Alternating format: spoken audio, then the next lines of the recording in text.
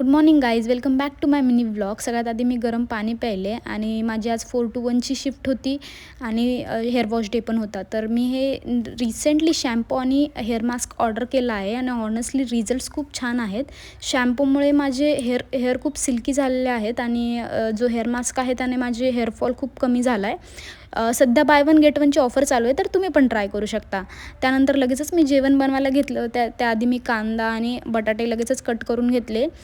लगेचच भाजी बनवायला घेतलं. थोडंसं ऑइल टाकलं, त्यामध्ये थोडंसं जिरं, मोहरी आणि कांदा टाकून घेतला.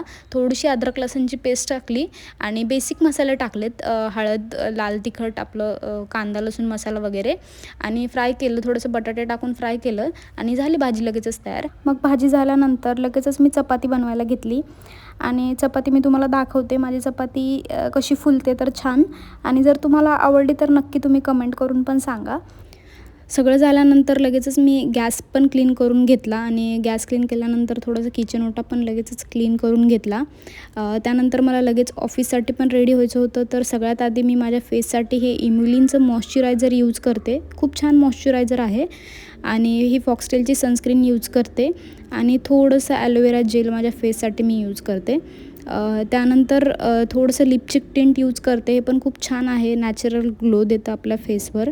थोडंसं लिप्सवर पण यूज करते आणि हे पॉन्ड्सचं जे लूज पावडर आहे ते यूज करते माझ्या फेससाठी. आणि इनसाईडची लिपस्टिक आहे, खूप पिगमेंटेड आहे म्हणून थोडंसंच यूज करते. त्यानंतर गाईज, टिकली इज मस्ट. टिकली मला खूप आवडते लावायला. ही वॉच वेअर करते. कसा वाटला माझा छोटासा व्लॉग कमेंट करून नक्की सांगा. बाय.